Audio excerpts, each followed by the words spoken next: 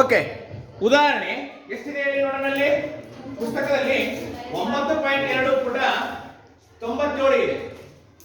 ಉದಾಹರಣೆ ಎಷ್ಟಿದೆ? 9.2 ಪುಟ ಎಷ್ಟಮ್ಮ? 97. ಹೇಳಮ್ಮ ಬೇಕು. 4.0 cm ಗಾತ್ರದ ವಸ್ತುವನ್ನು 15 cm ಸಂಗಮ ದೂರವನ್ನು ಹೊಂದಿರುವ ಒಂದು ನಿಮಿಷ 4.0 ಯಾವ ದೂರ ಅದು? ವಸ್ತುವನ್ನು ಅಂದ್ರೆ ಎತ್ತರ ಇರ್ತಕ್ಕಂಥ 4 ಎತ್ತರ ಎಷ್ಟಿದೆ? ವಸ್ತುವಿನ ಗಾತ್ರ. ವಸ್ತುವಿನ ಗಾತ್ರ ಅಂದ್ರೆ ಎತ್ತರ ಸಿಕ್ತದೆ ನಮಗೀಗ. h is equals 4.0 ಸೆಂಟಿಮೀಟರ್ ನಮಗ cm. ಓಕೆ, ಏನಿಲ್ಲ ಅಂದ್ರೆ ಪಾಸಿಟಿವ್ ಐತೆ ಅಂತ ತಿಳ್ಕೋಬೇಕು. ನೆಕ್ಸ್ಟ್ ಗಾತ್ರದ ವಸ್ತುವನ್ನು 15 cm ಸಂಗಮ ದೂರವನ್ನು ಹೊಂದಿರುವ ನಿಮ್ನ ದರ್ಪಣದ ಮುಂದೆ 25 cm. ಅಲ್ಲಮ್ಮ, ಒಂದೊಂದೇ ಶಬ್ದವನ್ನು ನಿಲ್ಲಿಸಬೇಕು. ಸಂಗಮ ದೂರ ಎಷ್ಟಿದೆ? Small f is equals 15 centimetre. 15.0 ಅಂತ ಇದೆಯಾ? 15.0 ಸೆಂಟಿಮೀಟರ್. ನೋಡಿ, ಸಂಗಮ ದೂರ 15 cm. ಅಂದರೆ ಇದು ಧನಾತ್ಮಕನ ಸಂಗಮ ದೂರ ನಿಮ್ನ ಮಸೂರದ ನಿಮ್ನ ದರ್ಪಣದ ಮುಂದೆ ಅಂತ ಹೇಳಿದಾರೆ ಅದನ್ನಮ್ಮ. ಅಂದರೆ ಮೈನಸ್ ಅಂತ ಬಂದಿದೆ ಅಲ್ವಾ ಅಲ್ಲಿ? ಮೈನಸ್ ಏನ್ ಪ್ರಕಾರ? 15 ಸೆಂಟಿಮೀಟರ್. ಓಕೆ, ನೆಕ್ಸ್ಟ್ ಹೇಳಿ. 25 cm ದೂರದಲ್ಲಿ ಇರಿಸಿದ ಸ್ಪಷ್ಟದ ಪ್ರತಿಬಿಂಬವನ್ನು ಪಡೆಯಲು ಪರದೆಯನ್ನು ದರ್ಪಣದಿಂದ ಎಷ್ಟೋ ದೂರದಲ್ಲಿ ಇರಿಸಬೇಕು? ಎಷ್ಟು ದೂರದಲ್ಲಿ ಇರಿಸಬೇಕು? ಹಾಗಾದ್ರೆ 25 ಸೆಂಟಿಮೀಟರ್ ಏನಂತ ಹೇಳಿ? ವಸ್ತುವಿನ ದೂರ.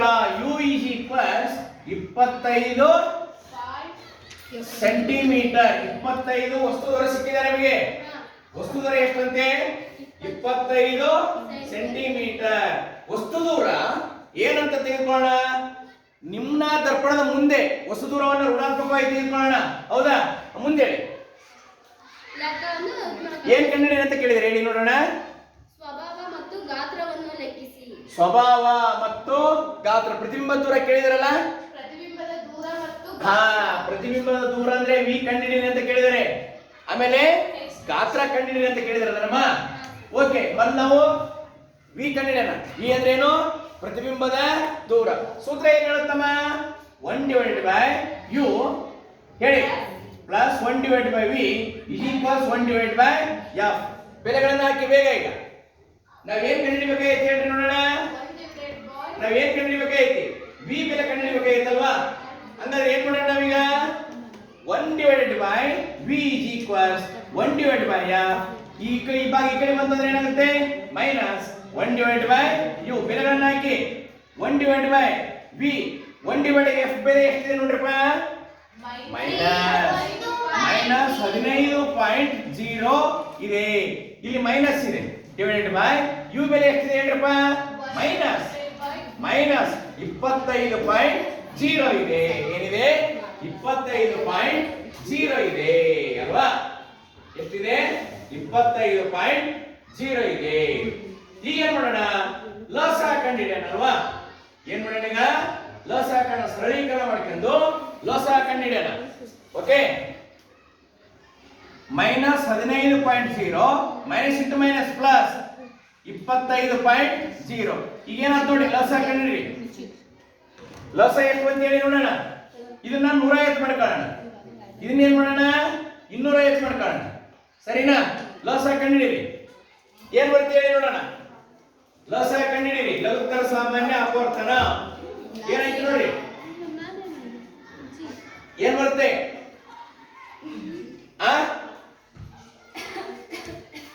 ಲಸ ಕಂಡಿಡಿದ್ರೆ 150 ಮತ್ತು 250.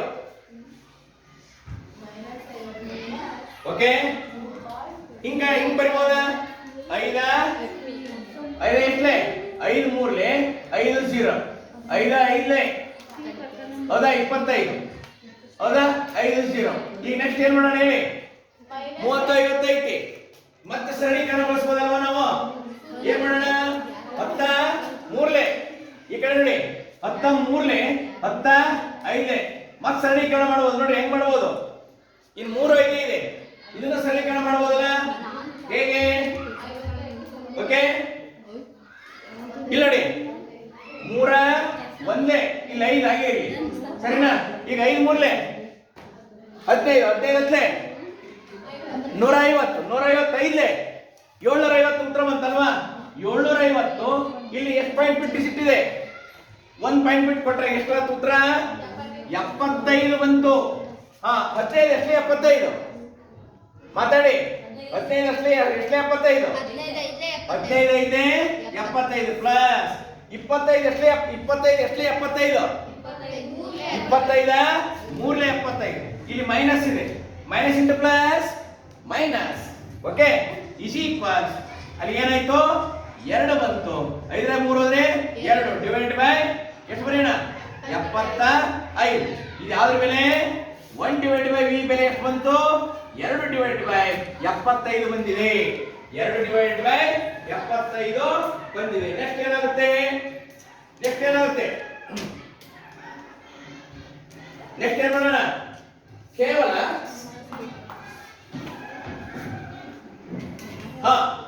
ಈಗ ಬರೀ ವಿ ಬೆಲೆಯನ್ನು ಹಾಕೋಣ. ಈಗ V is equals 75 divide by 2 ಮಾಡೋಣ. ಎಷ್ಟು ಬಂತವಾಗ? 2 3 6. ಇನ್ನು 1 ಉಳಿತು, ಹೌದಾ? 1 ಏನಾಯ್ತು ಅಲ್ಲಿಗೆ? 15 ಆಯ್ತು. ಓಕೆ, ಅಲ್ಲಿಗೆ 2 ಎಷ್ಟು 15? 2 7 14, 14 1 ಉಳಿತು. ಪಾಯಿಂಟ್ ಇಟ್ವಿ, 1 ಏನಾಯ್ತು? 10 ಆಯ್ತು. 2 5. ಇಲ್ಲಿ ಯಾವ ಚಿಹ್ನೆ ಇದೆ? ಇದು ಮೈನಸ್ ಐತಿ. ಯಾವ ಚಿಹ್ನೆ ಇದೆ? ಇದು ಮೈನಸ್. ಹಾಗಾದ್ರೆ ಪ್ರತಿಬಿಂಬದ ದೂರ ಎಷ್ಟಂತೆ? ಮೈನಸ್ 37.5. 37.5. ಕರೆಕ್ಟ್ ಉತ್ತರ ಬಂದಿದೆಯಾ? ಸೆಂಟಿಮೀಟರ್. ಬರ್ಕಡೆ.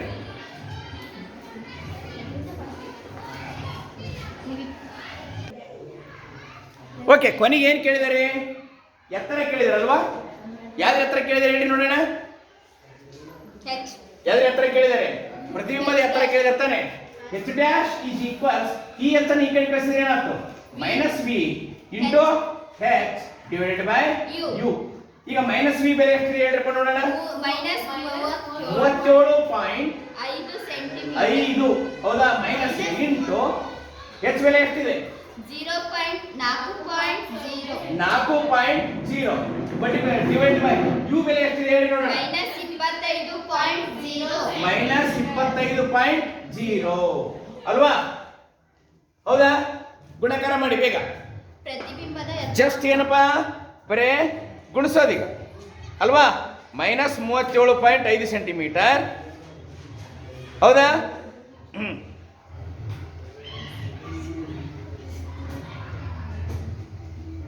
ಗುಣಿಸಿ ಎಷ್ಟು ಬಂತು? 37.5 4.0 ಗುಣಿಸಿದಾಗ ಎಷ್ಟು ಬಂತು? 200. ಎಷ್ಟು ಬಂತು ಉತ್ತರ ಇಲ್ಲಿ? 37.5 ಗುಣಿಸಿದಾಗ 150 ಡಿವೈಡೆಡ್ ಬೈ 25. 25 ಒಂದೇ 25 6. ಹೌದಾ? 0.0. ಇಲ್ಲಿ ಯಾವ ಚಿಹ್ನೆ ಇದೆ? ಇದು ಮೈನಸ್ ಇದೆ ಅಲ್ವಾ? ಮೈನಸ್ ಇರೋದ್ರಿಂದ -6.0 ಮೈನಸ್ ಬಂತು ಅಂತಂದ್ರೆ ಅಲ್ಲಿ ಇದು ಯಾವ್ದ್ರ ಎತ್ತರ? ಇದು ಪ್ರತಿಬಿಂಬದ ಎತ್ತರ ಎಷ್ಟಿದೆ ಅಂತೆ? -6.0. ಹೌದಾ? ಮೈನಸ್ ಬಂತು ಅಂದ್ರೆ ನೇರವಾಗಿದ್ದೇನು ತಲೆ ಕೆಳಗಾಗಿದ್ದ? ತಲೆ ಕೆಳಗಾಗಿದ್ದು. ಸತ್ಯನ ಮಿಥ್ಯನೋ? ಸತ್ಯವಾಗಿದೆ, ದೊಡ್ಡದಾಗಿದೆ ಅಲ್ವಾ? ಬರ್ಕಳಿ, ಬೇಗ ಬರ್ಕಳಿ. ಇಲ್ಲಿ ನೀವು ಮೈನಸ್ ಚಿಹ್ನೆ ಹೆಂಗ್ ಬಂದಂತ ಗೊತ್ತಾಯ್ತಲ್ಲ. ನಾವಿಲ್ಲಿ ಆಲ್ರೆಡಿ ನಾವಿಲ್ಲಿ ಏನ್ ತೆಗೆದುಕೊಂಡಿದ್ದೀವಿ? ಮೈನಸ್ ಇದೆ. Minus V divide by U ಇದೆ ಮೈನಸ್. ಇಲ್ಲಿ ಮೈನಸ್ ಆಫ್ ಮೈನಸ್ ಅಂತ ಬರ್ಕೋಬೇಕು ನಾವು ಇದನ್ನ. ಓಕೆ, ಇಲ್ಲಿ ಪ್ಲಸ್ ಇಂಟು ಮೈನಸ್ ಮೈನಸ್ ಆಗುತ್ತಲ್ವಾ? ಆಗ ಇದು ಗುಣಿಸಿದಾಗ ಎಷ್ಟು ಬಂತು? ಎಷ್ಟು ಬಂತು? 150 ಬಂತು. ಹೌದಾ? ಎಂತ 150? -150. ಇಲ್ಲಿ 25 ಇದೆ. ಹೌದಾ? 25 ಇದೆ. ಇಲ್ಲಿ ಮೈನಸ್ ಆಫ್ ಮೈನಸ್ ಅಂತಂದ್ರೆ ಪ್ಲಸ್ ಆಗುತ್ತೆ. ಹೌದಾ? ಪ್ಲಸ್ 150 ಡಿವೈಡ್ ಬೈ -25 ಇದೆ. ಮೈನಸ್ ಚಿಹ್ನೆ ಇದೆ. -25 ಒಂದೇ 25 6. ಹೌದಾ?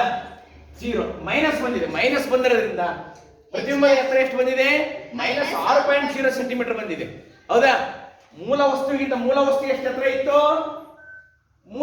ಎಷ್ಟಿತ್ತು? ಮೂಲ ವಸ್ತುಗಿಂತ ಎತ್ತರ ಇದೆ ನೋಡ್ರಿ. ಮೂಲ ವಸ್ತು ಎಷ್ಟಿತ್ತು? H ಬೆಲೆ ಎಷ್ಟಿದೆ? 4.0. ಇದಕ್ಕಿಂತ ಎತ್ತರ ಇದೆ ತಾನೆ? ಎತ್ತರ ಇದೆ, ಮೈನಸ್ ಇರೋದ್ರಿಂದ ತಲೆ ಕೆಳಗಾಗಿದೆ. ಸತ್ಯನ ಮಿಥ್ಯನ? ಸತ್ಯವಾಗಿದೆ ಅಲ್ವಾ? ದೊಡ್ಡ ಗಾತ್ರದ್ದಿದೆ. ಓಕೆ, ಅದಿಷ್ಟು ಬರ್ಕೊಳ್ಳಿ.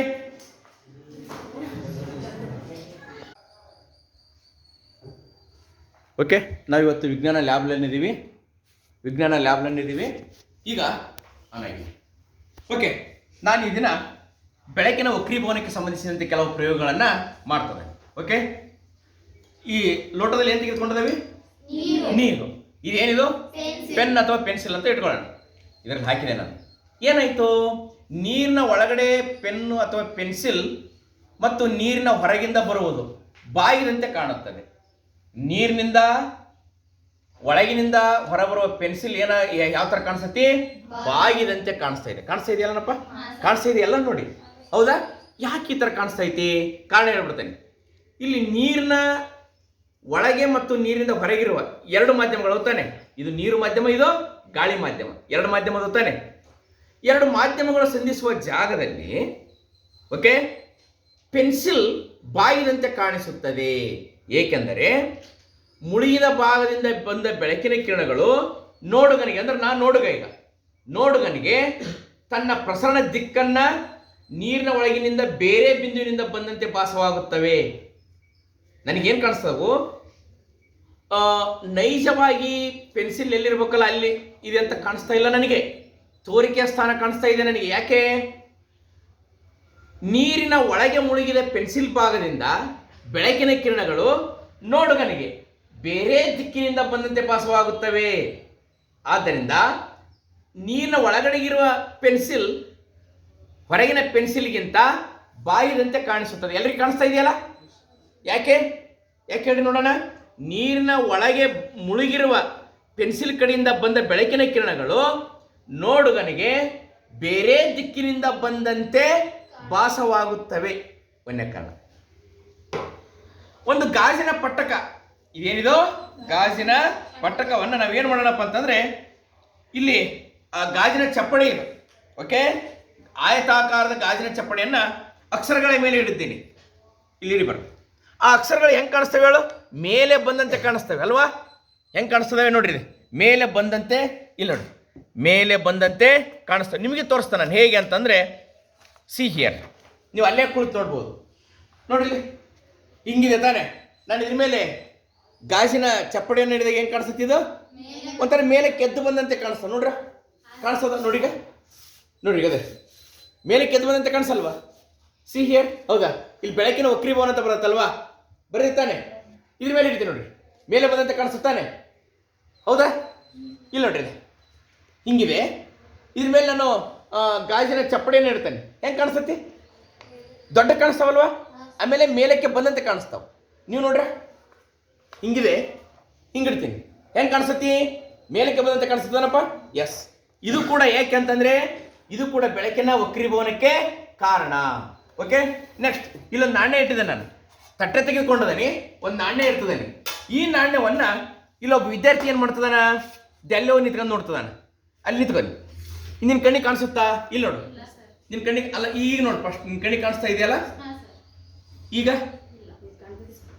ನೋಡು. ಈಗ ಕಾಣಲ್ಲಲ್ವಾ? ಈಗ ಕಾಣೋದಲ್ಲ. ಈಗ ನಿನ್ನ ಅಲ್ಲೇ ನಿಂತಿರೋ, ನಿನ್ನ ಪ್ಲೇಸನ್ನು ಚೇಂಜ್ ನಗಬಾರ್ದು. ನೀನು ಅಲ್ಲೇ ನಿಂತಿರೋ, ನಿನ್ನ ಪ್ಲೇಸನ್ನು ಚೇಂಜ್ ಮಾಡಬೇಡ.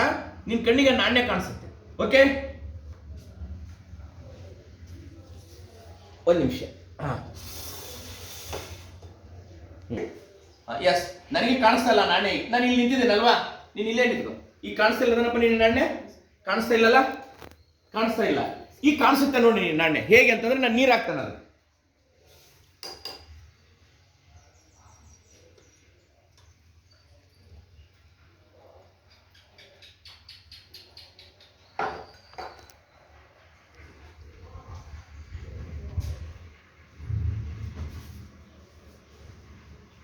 ಎಸ್, ಆಗ್ಲೇ ಇಲ್ಲಿ ನಿಂತಾಗ ನಾಣ್ಯ ಕಾಣಿಸ್ತಿರ್ಲಿಲ್ಲ. ಈಗ ಏನ್ ಮಾಡ್ತಾ ಇತ್ತು ಅದು? ನಾಣ್ಯ ನನ್ನ ಕಣ್ಣಿಗೆ ಕಾಣಿಸ್ತಾ ಇದೆ. ಯಾಕೆ ಹೇಳಿ ನೋಡೋಣ. ಇಲ್ಲಿ ಕೂಡ ಏನಾಗುತ್ತೆ ಅಂತಂದ್ರೆ, ನೀರಿನ ಒಳಗಿನಿಂದ ಬರುವ ಬೆಳಕಿನ ಕಿರಣಗಳು ಬಾಗಿದಂತೆ ಕಾಣಿಸುತ್ತವೆ. ಹಾಗಾದ್ರೆ ನಾವೀಗ ಏನು ಅಧ್ಯಯನ ಮಾಡಕತ್ತೇವೆ ಹೇಳ್ರಿ ನೋಡೋಣ. ಬೆಳಕಿನ ವಕ್ರೀಭವನ ಅಂದ್ರೆ ಏನು ಹೇಳಿ? ಬೆಳಕು ಒಂದು ಮಾಧ್ಯಮದಿಂದ ಇನ್ನೊಂದು ಮಾಧ್ಯಮಕ್ಕೆ ಓರೆಯಾಗಿ ಚಲಿಸುವಾಗ ಎರಡನೇ ಮಾಧ್ಯಮದಲ್ಲಿ ತನ್ನ ದಿಕ್ಕನ್ನು ಬದಲಿಸುತ್ತದೆ. ಇದನ್ನೇನಂತ ಕರಿತೀವಿ ನಾವು? ಬೆಳಕಿನ ವಕ್ರೀಭವನ ಅಂತ ಕರಿತದವಿ. ಹೇಗೆ ಅಂತಂದ್ರೆ, ಎಲ್ಲ ಈ ಕಡೆ ಬನ್ನಿ ವಿದ್ಯಾರ್ಥಿಗಳು, ಆಲ್ ಆಫ್ ಯು ಬೇಗ ಬನ್ನಿ. ಬೆಳಕು ಒಂದು ಮಾಧ್ಯಮದಿಂದ ಇನ್ನೊಂದು ಮಾಧ್ಯಮಕ್ಕೆ ಹೇಗೆ ಪ್ರವೇಶ ಮಾಡಬೇಕದು? ಓರೆಯಾಗಿ ಪ್ರವೇಶ ಮಾಡಬೇಕು. ಕಮ್, ಈ ಕಡೆ ನೋಡಿ, ನಾವಿಲ್ಲಿ ಗಾಜಿನ ಚಪ್ಪಡಿಯನ್ನು ಇರಿಸಿದೇವಲ್ವಾ? ಈ ಕಡೆ ನೋಡಿ, ಬೇಗ ನೋಡಿ, ಬೇಗ ಬನ್ನಿ, come on, all of you see here.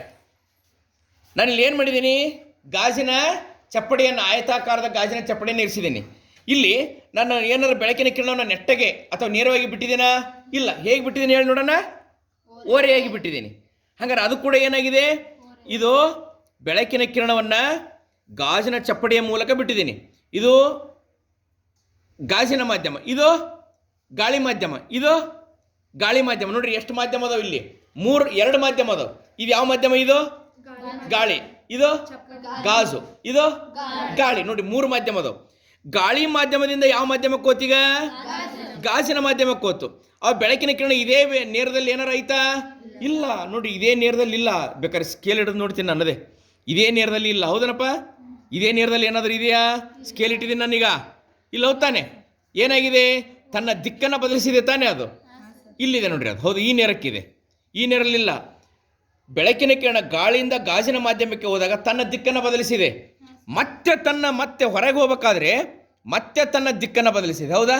ಅಂದರೆ ಬೆಳಕಿನ ಕಿರಣವು ಒಂದು ಮಾಧ್ಯಮದಿಂದ ಇನ್ನೊಂದು ಮಾಧ್ಯಮಕ್ಕೆ ಓರೆಯಾಗಿ ಚಲಿಸಿದಾಗ, ಹೌದಾ, ಓರೆಯಾಗಿ ಚಲಿಸುವಾಗ ಎರಡನೇ ಮಾಧ್ಯಮದಲ್ಲಿ, ಇದು ಎರಡನೇ ಮಾಧ್ಯಮ, ಇದಕ್ಕೂ ಹೋಲಿಸಿದರೆ ಇದು ಎರಡನೇ ಮಾಧ್ಯಮ, ಇದಕ್ಕೂ ಹೋಲಿಸಿದರೆ ಇದು ಎರಡನೇ ಮಾಧ್ಯಮ. ಎರಡನೇ ಮಾಧ್ಯಮದಲ್ಲಿ ತನ್ನ ದಿಕ್ಕನ್ನು ಬದಲಿಸುತ್ತದೆ. ಅರ್ಥ ಆಯ್ತಾ? ಇದನ್ನ ಏನಂತ ಕರಿತಿದ್ದೀವಿ? ಬೆಳಕಿನ ವಕ್ರೀಭವನ ಅಂತ ಕರಿತಿದ್ದೀವಿ. ಇನ್ನು ಸರಿ ಹೇಳುವ? ಇಲ್ಲ ನೋಡ್ರಿ, ಬೆಳಕು ಒಂದು ಮಾಧ್ಯಮದಿಂದ ಮತ್ತೊಂದು ಮಾಧ್ಯಮಕ್ಕೆ ಓರೆಯಾಗಿ ಚಲಿಸುವಾಗ, ನೋಡ್ರಿ ಇದು ಓರೆಯಾಗಿ ಚಲಿಸುತ್ತೆ. ಹೌದಾ? ಹೇಗೆ ಚಲಿಸಿದೆ? ಓರೆಯಾಗಿ ಚಲಿಸಿದೆ. ಹೌದಾ? ಓರೆಯಾಗಿ ಚಲಿಸುವಾಗ, ಒಂದು ಮಾಧ್ಯಮದಿಂದ ಇನ್ನೊಂದು ಮಾಧ್ಯಮಕ್ಕೆ ಓರೆಯಾಗಿ ಚಲಿಸುವಾಗ ಎರಡನೇ ಮಾಧ್ಯಮದಲ್ಲಿ ಪ್ರಸರಣ ದಿಕ್ಕನ್ನು ಬದಲಿಸುತ್ತದೆ. ದಿಕ್ಕು ಬದಲಿಸಿದೆ ತಾನೆ? ಈ ಇದೇ ನೇರವಾಗಿ ಅಂದರೆ ಈ ದಿಕ್ಕಲ್ಲಿ ಹೋಗಬೇಕಾಗಿತ್ತು ಇದು. ಹೌದಲ್ಲಪ್ಪ? ಈ ನೇರವಾಗಿ ಹೋಗಿತ್ತು, ದಿಕ್ಕು ಬದಲಾಯಿಸಿದೆ. ಇದನ್ನೇ ಏನಂತ ಕರೀತಾರೆ? ಬೆಳಕಿನ ವಕ್ರೀಭವನ. ಒನ್ಸ್ ಅಗೈನ್, ಬೆಳಕು ಒಂದು ಮಾಧ್ಯಮದಿಂದ ಇನ್ನೊಂದು ಮಾಧ್ಯಮಕ್ಕೆ ಓರೆಯಾಗಿ ಚಲಿಸುವಾಗ ಎರಡನೇ ಮಾಧ್ಯಮದಲ್ಲಿ ಪ್ರಸರಣ ದಿಕ್ಕನ್ನು ಬದಲಿಸುತ್ತದೆ. ಇದಕ್ಕೆ ಏನಂತ ಕರಿತೇವೆ? ಬೆಳಕಿನ ವಕ್ರೀಭವನ. ನೋಡ್ರಿ, ಹಂಗಾದ್ರೆ ಈ ನೀರಿನಲ್ಲಿ ಇಟ್ಟಂತ ಪೆನ್ಸಿಲ್ ಬಾಗುವುದು ಮತ್ತು ನಾಣ್ಯ, ತಟ್ಟೆಯಲ್ಲಿಟ್ಟಿರ್ತಕ್ಕಂಥ ನಾಣ್ಯ ಮೊದಲು ಕಾಣಿಸಿಕೊಂಡು ಕಾಣದೇ ಇದ್ದು ನಂತರ ನೀರು ಹಾಕಿದ ಮೇಲೆ ಕಾಣಿಸುವುದು, ಮತ್ತು ಇದು ಒಂದು ಉದಾಹರಣೆ. ಇವೆಲ್ಲ ಯಾವುದಕ್ಕೆ ಉದಾಹರಣೆ? ಇದು ಬೆಳಕಿನ ವಕ್ರೀಭವನಕ್ಕೆ ಉದಾಹರಣೆಯಾಗಿದ್ದಾವೆ. ವಿದ್ಯಾರ್ಥಿಗಳೇ, ಆಯತಾಕಾರದ ಗಾಜಿನ ಚಪ್ಪಡಿಯ ಮೂಲಕ ಬೆಳಕಿನ ವಕ್ರೀಭವನ ಅಧ್ಯಯನ ಮಾಡೋಣ. ಓಕೆ, ಮೊದಲು ಏನು ತೆಗೆದುಕೊಂಡದ? ನಾವು ಗಾಜಿನ ಚಪ್ಪಡಿಯನ್ನು ತೆಗೆದುಕೊಂಡಿದ್ದೀನಿ. ಇಲ್ಲಿ ನೋಡಿ, ಕಾಣಿಸುತ್ತಲ್ಲನಪ್ಪ? ಗಾಜಿನ ಚಪ್ಪಡಿಯನ್ನು ತೆಗೆದುಕೊಂಡಿದ್ದೀನಿ. ಅದ್ರ ಮೇಲೆ ನಾನು ಏನು ಮಾಡ್ತದನಪ್ಪ ಅಂತಂದರೆ, ಆ ಗಾಜಿನ ಚಪ್ಪಡಿಯನ್ನು ಅದರ ಮೇಲೆ ಪೆನ್ಸಿಲ್, ಕಾಗದ ಹಾಳೆಯ ಮೇಲೆ ಪೆನ್ಸಿಲ್ ಸಹಾಯದಿಂದ ಅದರ ಸುತ್ತಲೂ ಏನು ಮಾಡ್ತದೆ? ನಾನು ರೇಖೆಯನ್ನು ಎಳಿತಾ ಇದ್ದೀನಿ. ಓಕೆ, ಮಧ್ಯದ ಭಾಗದಲ್ಲಿ ಇರಿಸಿ ಅದರ ಸುತ್ತಲೂ ರೇಖೆಯನ್ನು ಎಳಿತದ. ನೋಡ್ರಿ, ಆಯತಾಕಾರದ ಗಾಜಿನ ಚಪ್ಪಡಿಯನ್ನು ತೆಗೆದುಕೊಂಡಿದ್ದೀನಿ. ಅದರ ಸುತ್ತಲಿಗೆ ಏನು ಮಾಡ್ತದೆ? ನಾನೀಗ ರೇಖೆಯನ್ನು ಎಳಿತದನಿ. ಓಕೆ, ನಾನು ಮಾರ್ಕರ್ ತೆಗೆದುಕೊಂಡಿದ್ದೀನಿ ರೇಖೆಯನ್ನು ಎಳಿಲಿಕ್ಕೆ. ಓಕೆ, ನೀವು ಪೆನ್ಸಿಲನ್ನು ತೆಗೆದುಕೊಳ್ಳಿ, ಮಾರ್ಕರ್ ಅಲ್ಲ ಪೆನ್ಸಿಲ್ ತೆಗೆದುಕೊಳ್ಬೇಕು. ಓಕೆ, ನಾನು ನಿಮಗೆ ಕ್ಲೀನಾಗಿ ಕಾಣಿಸ್ಲಿ ಅಂತ ಮಾರ್ಕರ್ ತೆಗೆದುಕೊಂಡಿದ್ದೀನಿ. ಆ ಬಾವುಗಳನ್ನು ಏನಂತ ಗುರ್ತು ಮಾಡ್ತಾನೆ? ಎ, ಬಿ, ಸಿ, ಡಿ ಅಂತ ಗುರ್ತು ಮಾಡ್ತದಾನೆ. ಓಕೆ, ಹಾಗಾದ್ರೆ ಎ ಬಿ ಬಾಹು, ಸಿ ಡಿ ಬಾಹು ಅಂತ 4 ಬಾಹುಗಳಾದ. ಹೌದನಪ್ಪ? ಮತ್ತೆ ನಾನು ಗಾಜಿನ ಚಪ್ಪಡಿನ ಅಲ್ಲೇ ಇಳಿಸ್ತೀನಿ. ಹೌದಾ? ಈಗೇನು ಮಾಡೋಣ? 2 ಗುಂಡು ಪಿನ್ನುಗಳನ್ನು ಓರೆಯಾಗಿ ಸಂಧಿಸುವಂತೆ, ಯಾವ ಹೆಸರೇನು? ಇ ಮತ್ತು ಎಫ್ ಗುಂಡು ಪಿನ್ಗಳನ್ನು ಈ ಎ ಬಿ ಬಾಹುವನ್ನು ಓರೆಯಾಗಿ ಸಂಧಿಸುವಂತೆ 2 ಗುಂಡು ಪಿನ್ಗಳನ್ನು ಚುಚ್ಚೋಣ. ನೋಡ್ರಿ, ಓರೆಯಾಗಿ ಅಂದರೆ ಹೆಂಗೆ? ಓರೆ ರೇಖೆಯಲ್ಲಿ ಅಂತಂದರೆ, ಒಂದು ಸೆಕೆಂಡ್ ಹೇಳ್ತೀನಿ ಹೇಗೆ ಅಂತಂದು. ಇಲ್ಲಿ ಸ್ಕೇಲ್ ಇದೆ, ಇದು ನೇರವಾಗಿ, ಇದು ಹಿಂಗಂದ್ರೆ ನೇರವಾಗಿ. ಓರೆಯಾಗಿ ಅಂದ್ರೆ ಹೆಂಗೆ, ಸ್ವಲ್ಪ ಹೀಗೆ, ಹೌದ್ ತಾನೆ, ಕಾಣಿಸುತ್ತಲ್ಲ, ಓರೆಯಾಗಿ ಸಂಧಿಸುವಂತೆ. ಒಂದು ಸರಳ ರೇಖೆ ಹೇಳಿದ್ರೆ ಎ ಬಿ ಭಾವನ ಅದು ಹೇಗೆ ಸಂಧಿಸಬೇಕು, ಓರೆಯಾಗಿ ಸಂಧಿಸಬೇಕು. ಆ ರೀತಿ ಎಷ್ಟು ಗುಂಡು ಪಿನ್ಗಳನ್ನು ಚುಚ್ಚಿ, ಒಂದೇ ನೇರದಲ್ಲಿ ಬರುವಂತೆ 2 ಗುಂಡು ಪಿನ್ಗಳನ್ನು ಚುಚ್ಚಿದೇವಿ. ನೋಡ್ರಿ, ನಾ ಸ್ಕೇಲೆಟನ್ ಚುಚ್ತಾ ಇದ್ದೀನಿ, ಓರೆಯಾಗಿ ಒಂದೇ ನೇರದಲ್ಲಿ ಬರಬೇಕು. ಸ್ಕೇಲ್ ಇಟ್ಕೊಂಡದೀನಿ, ಅದೇ ಇಲ್ಲೊಂದು ಗುಂಡು ಪಿನ್ನ ಚುಚ್ಚಿದ್ದೀನಿ. ಹಾಂ, ಓಕೆ. ನೋಡಿರಿ, ನಾನು ಸ್ಕೇಲ್ ಇಟ್ಕೊಂಡಿದ್ದೇನೆ, ಇನ್ನೊಂದು ಗುಂಡು ಪಿನ್ನ ಚುಚ್ತಾನೆ. ಓಕೆ, 2 ಗುಂಡು ಪಿನ್ಗಳನ್ನು ಚುಚ್ಚಿದ್ದೀನಿ ಓರೆಯಾಗಿ ಬರುವಂತೆ. ಹೌದಾ, 2 ಗುಂಡು ಪಿನ್ಗಳನ್ನು ಚುಚ್ಚಿದ್ದೇನೆ, ಕಾಣಿಸುತ್ತಾನಪ್ಪ? 2 ಗುಂಡು ಪಿನ್ಗಳನ್ನು ಚುಚ್ಚಿದ್ದೇನೆ, ಕಾಣಿಸುತ್ತಲ್ಲ? ಓಕೆ, ಓರೆಯಾಗಿ. ನಂತರ ಈ ಕಡೆಯಿಂದ ನೋಡ್ಬೇಕದನ್ನು. ಓಕೆ, ಗಾಜಿನ ಚಪ್ಪಡಿ ಇನ್ನೊಂದು ಬದಿಯಿಂದ ನೋಡುತ್ತಾ ಒಂದೇ ಸರಳ ರೇಖೆಯಲ್ಲಿ ಬರುವಂತೆ. ನೋಡ್ರಿ, ನಾನು ಇನ್ನೊಂದು ಬದಿಯಲ್ಲಿ ನೋಡ್ತಾ ಇದ್ದಾನೆ ಅವುಗಳನ್ನು. ನೋಡಿ ಹೇಗೆ ಚುಸ್ತಾ ಇದ್ದಾನೆ, ಒಂದೇ ಸರಳ ರೇಖೆಯಲ್ಲಿ ಬರುವಂತೆ ಚುಸ್ತಾ ಇದ್ದಾನೆ. ನೋಡ್ರಿ, ನಾನೀಗ ನೋಡ್ತಾ ಇದ್ದಾನೆ, ಸೈಡ್ ಪ್ಲೇಸ್. ಇಲ್ಲಿ ನೋಡಿ, ನಾನು ಏನು ನೋಡ್ತಾ ಇದ್ದಾನಪ್ಪ ಅಂದರೆ, ಅದು ಈ ನೇರ ರೇಖೆಯಲ್ಲಿ ಇದಾವೇನೋ ಅನ್ನೋ ರೀತಿ ಚುಸ್ತಾ ಇದ್ದಾನೆ. ನನಗೆ ಈ ಕಡೆಯಿಂದ ಗಾಜಿನ ಹಿಂಗೆ ಮೇಲೆ ನೋಡಂಗಿಲ್ಲ, ಚಪ್ಪಡಿ ಒಳಗನೆ ನೋಡ್ಬೇಕು, ಹಿಂಗೆ ನೋಡ್ಬೇಕು, ಹಿಂಗೆ. ಹೌದಾ, ಗಾಜಿನ ಚಪ್ಪಡಿ ಒಳಗಡೆ ಹಿಂಗೆ ನೋಡ್ತಾ ಇದ್ದೇನೆ ನಾನು. ನೋಡಿ ಏನು ಮಾಡ್ತಾ ಇದ್ದೀನಿ ಅಂದರೆ, ಅದರ ನೇರಕ್ಕೆ ಬರುವಂಥ 2 ಗುಂಡು ಪಿನ್ಗಳನ್ನು ನೋಡಿ, ಅದರ ನೇರಕ್ಕೆ ಬರುವಂಥ 2 ಗುಂಡು ಪಿನ್ಗಳನ್ನು ಚುಸ್ತಾ ಇದ್ದೇನೆ ನಾನು.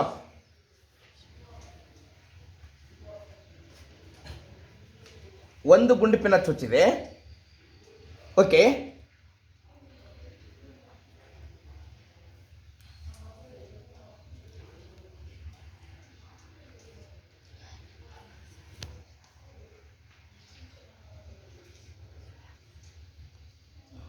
ಇನ್ನೊಂದು ಗುಂಡು ಪಿನ್ನ ಕೊಡಿ. ಓಕೆ, ಹಾಂ, ಇದು ಇ ಮತ್ತು ಎಫ್ ಆಗಿರಲಿ, ಇದು ಜಿ ಮತ್ತು ಎಚ್ ಆಗಿರಲಿ. ಯಾರಾದರೂ ಒಬ್ರು ನೋಡ್ರಿ, ನೇರ ರೇಖೆಯಲ್ಲಿದ್ದವನು ಒಬ್ರು ಹಾಗೆ ನೋಡಿ, ಇಲ್ಲಿಂದ ನೋಡಿ. ಹಾಂ, ಓಕೆ, ಸ್ಕೇಲ್ ತೆಗಿತೀನಿ, ಸಾರಿ.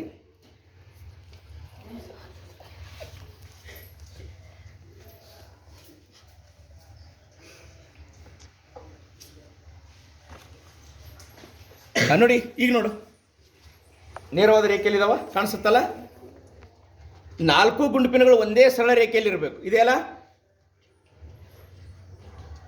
ಓಕೆ, ಒಬ್ರು ಯಾರಾದ್ರೂ ನೋಡಿ, ಬನ್ನಿ ನೋಡಿ, 4 ಗುಂಡು ಪಿನ್ಗಳು ಒಂದೇ ರೇಖೆಯಲ್ಲಿ ಕಾಣಿಸ್ತಾ ಇದೆಯಂತ ನೋಡ್ಬೇಕು, ಈ ಥರ. ಓಕೆ, ನೋಡಿ, ಈ ಎಡ್ಜಲ್ಲಿ ನೋಡ್ಬೇಕು, ಈ ಎಡ್ಜಲ್ಲಿ. ಓಕೆ, ಎಸ್, ಈ ಕಡೆ. ಈಗ ಏನು ಮಾಡೋಣ, ಈಗ ನಾವೇನು ಮಾಡೋಣಪ್ಪ ಅಂತಂದ್ರೆ, ಗಾಜಿನ ಚಪ್ಪಡಿಯನ್ನು ತೆಗೆದೆ, ಇದಕ್ಕೇನಂತ ಗುರ್ತು ಮಾಡ್ತದೆ ನಾನು, ಈ 1ನೇ ಗುಂಡು ಪಿನ್ನ ಇ, 2ನೇದು ಎಫ್, ಈ ಕಡೆದು ಏನಾಗಿರಲಿ ಜಿ, ಇದೇನಾಗಿರಲಿ ಹೆಚ್ ಆಗಿರಲಿ. ಹೌದಾ, ಗುಂಡು ಪಿನ್ನದ ಪಾಯಿಂಟ್ಗಳನ್ನು ಗುರ್ತು, ಈ ಗುಂಡು ಪಿನ್ನನ್ನು ತೆಗಿತಾನೆ ಹೇಗೆ, ಹಾಗೆ ಗುರ್ತು ಮಾಡ್ತಾ ತೆಗಿತಾನೆ. ಓಕೆ, ಇಲ್ಲೊಂದು ಚುಕ್ಕಿ, ಎಸ್, ಇಲ್ಲೊಂದು. ಈಗ ಏನು ಮಾಡೋಣ, ಹಾಂ, ಹೌದಾ, ಎಸ್. ಈಗೇನು ಮಾಡೋಣ, ಇವುಗಳನ್ನು ಇ ಎಫ್ ಅನ್ನು ಎ ಬಿ ಬಾವಿಗೆ ಸಂಧಿಸುವಂತೆ ಓರೆ ಸೇರಿಸಿ, ಹೌದಾ, ಇ ಎಫ್ ಬಿಂದುಗಳನ್ನು, ಇ ಎಫ್ ಅನ್ನು ಎ ಬಿ ಬಾವಿಗೆ ವೃದ್ಧಿಸಿದ್ದೇನೆ. ನೋಡ್ರಿ, ವೃದ್ಧಿಸಿದೆ ತಾನೆ, ಇದು ಇ ಮತ್ತಿದು ಎಫ್. ಈಗ ಅದೇ ಥರ ಇ ಎಫ್ಗಳನ್ನು ಎ ಬಿ ಬಾವಿಗೆ ಓರೆಯಾಗಿ ಸಂಧಿಸುವಂತೆ ವೃದ್ಧಿಸಿ. ಇದು ಏನಾಗಿರಲಿ, ಓ ಆಗಿರಲಿ, ಇದು ಏನಾಗಿರಲಿ, ಆ ಭಾಗ ಓ ಆಗಿರಲಿ, ಓನಲ್ಲಿ ಸಂಧಿಸಲಿ. ಅದೇ ಥರ ಜಿ ಎಚ್ ಅನ್ನು ಸಿ ಡಿ ಬಾವಿಗೆ ಓರೆಯಾಗಿ ಸಂಧಿಸುವಂತೆ ಸರಳ ರೇಖೆಯಿಂದ ವೃದ್ಧಿಸಿದೆ. ನೋಡ್ರಿ, ಇದೇನಾಗಿರಲಿ, ಸಿ ಡಿ, ಜಿ ಮತ್ತು ಹೆಚ್ ಸಿ ಡಿಯನ್ನು ಓ ಡ್ಯಾಶ್ನಲ್ಲಿ ಸಂಧಿಸಲಿ, ಓ ಡ್ಯಾಶ್. ಹೌದಾ, ಈಗೇನು ಮಾಡೋಣ, ಓ ಮತ್ತು ಓ ಡ್ಯಾಶನ್ನು ಸಂಪರ್ಕಿಸೋಣ. ಓ ಮತ್ತು ಓ ಡ್ಯಾಶ್, ನಾನು ಡಾಟೆಡ್ ಬೇರೆ ಕಲರಿಂದ ಇದನ್ನು ಮಾಡ್ತೀನಿ. ಇದನ್ನು ಓ ಮತ್ತು ಓ ಡ್ಯಾಶನ್ನು ಏನು ಮಾಡೋಣ, ಬೇರೆ ಒಂದು ಕಲರ್ ಪೆನ್ಸಿಲ್ನಿಂದ ಇದನ್ನು ಮಾಡ್ತೀನಿ.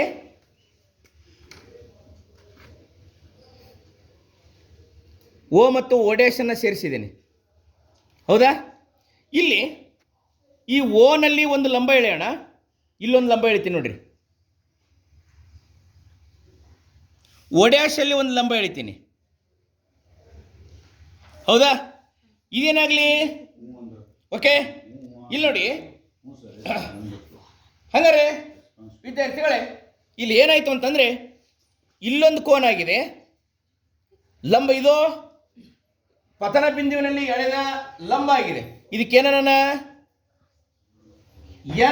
ಎನ್ ಡ್ಯಾಶ್ ಅಂತ ಕರೆಯೋಣ, ಇದಕ್ಕೆ ಎಂ ಡ್ಯಾಶ್ ಅಂತ ಕರೆಯೋಣ, ಇದಕ್ಕೆ ಏನಂತ ಕರೆಯೋಣ? ಎಂ ಡ್ಯಾಶ್ ಅಂತ ಕರೆಯೋಣ. ಓಕೆ, ಇಲ್ಲಿ ನೋಡಿ ಕೋನ ಆಗಿದೆ. ಹಂಗಾರೆ ಇದನ್ನ ಏನಂತ ಕರೆಯೋಣಪ್ಪ ಅಂತಂದ್ರೆ ಇಒ ಅನ್ನ ಪತನ ಕೋನ ಅಂತ ಕರೆಯೋಣ. ಹಾಗಾದ್ರೆ ಪತನ ಕೋನ ಯಾವುದು? ಇ ಮತ್ತು ಓ. ಯಾವ ಕೋನ ಇದು? ಪತನ ಕೋನ. ನೆನಪಿಟ್ಕೊಳ್ರಿ, ಸಾರಿ, ಪತನ ಕಿರಣ ಇದು. ಇಒ ಏನಿದು? ಪತನ ಕಿರಣ. ಓ ಹೆಚ್ ಏನಿದು? ಓ ಹೆಚ್ ನಿರ್ಗಮಿತ ಕಿರಣ. ಓ ಹೆಚ್ ಏನದು? ನಿರ್ಗಮಿತ ಕಿರಣ. ನೋಡ್ರಿ, ಪತನ ಕಿರಣ ಆಯ್ತು, ನಿರ್ಗಮಿತ ಕಿರಣ ಆಯ್ತು. ಇನ್ನೊಂದು ಕಿರಣ ಇದೆ, ಓ ಡ್ಯಾಶ್. ಇದ್ಯಾವ ಕಿರಣ? ವಕ್ರೀಭವಿತ ಕಿರಣ ಇದೆ. ವಕ್ರೀಭವಿತ ತನ್ನ ದಿಕ್ಕನ್ನು ಬದಲಾಯಿಸಿತಲ್ವಾ? ಓ ಮತ್ತು ಓ ಡ್ಯಾಶ್ ಅಂತ ಏನಂತ ಕರೆಯೋಣ? ವಕ್ರೀಭವಿತ